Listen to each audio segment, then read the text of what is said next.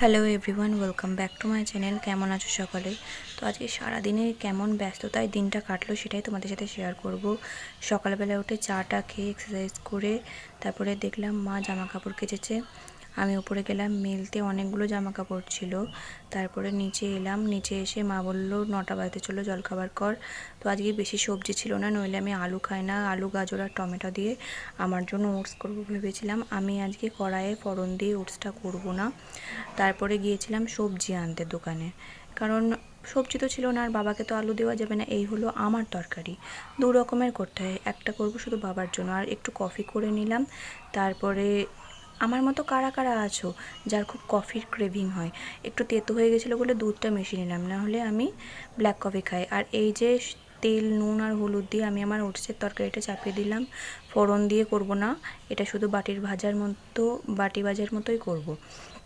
তার মধ্যে ওটসটা মুঠো করে দিয়ে দিলাম, এক মুঠো দিলেই হয় ওটসটা, বেশি দেওয়ার প্রয়োজন মনে হয় না।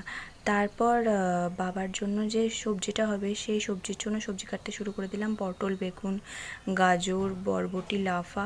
আচ্ছা, বরবটি আর লাফার মধ্যে পার্থক্য কারা কারা বুঝতে পারো না বলো তো? আমি তো মাঝে মাঝে বুঝতে পারি না। তো যাই হোক, কাটাকুটি করে বাবারটাও চাপিয়ে দিলাম তো কড়াইয়ে। আর এর মধ্যে না একটু পেঁয়াজ, একটু রসুন দিয়ে দিলে আরও ভালো লাগে। আজকে তো মানে রামনবমী, তাই জন্য আজকে দেওয়া হয়নি, কিন্তু তবুও মাঝে মাঝে যদি দিতে চাও তো দিতে পারো। আর এই যে পাঁচফোড়ন দিয়ে দিলাম আর এই সবজি দিয়ে দিলাম, হয়ে গেল। এবার কষার জন্য ঢাকা দিয়ে রেখে দেবো। তারপরে কষা হলে তার মধ্যে জল দেব। আর এই যে এইভাবে ওটস খেতে আমার খুব ভালো লাগে, আমার ফেভারিট একদম এইভাবে ওটস খাওয়া, নিরামিষ ওটস। আর খেতে খেতে টিভি দেখা অভ্যেস। এখন ভাবি যে ঘর পরে তারক মেহতা কা উল্টা চশমা দেখি আমি। আর এই যে ততক্ষণে তরকারিটাও হয়ে এসেছিলো, তার মধ্যে জল দিয়ে একটু ঘেটে দিলাম, আমি ঘেটে ঢাকা দিয়ে দিলাম যাতে ভালোভাবে আরও কষতে পারি। আর এই যে দুপুরের খাবার, তারপরে লাঞ্চে ছিল ভাত আর এটা ঝিঙা পোস্ত, একটা আলুর ঝিঙার তরকারি। আমি পোস্ত একদম পছন্দ করি না। এটা হচ্ছে 4টে ডিম আমার আর বাবার। আমি বললাম আজকে শ্রীরামের জন্মদিন মা, আমি পালি? মা বললো আমি তো পালছি, তোকে আর পালতে হবে না। তার জন্যে মা মায়ের খাবারটা আলাদা করে রাখলো। আর বিকালবেলায় ঘুম থেকে উঠে দেখছি বাইরে একেবারে কি ঝড়, প্রচণ্ড ঝড় উঠেছিল।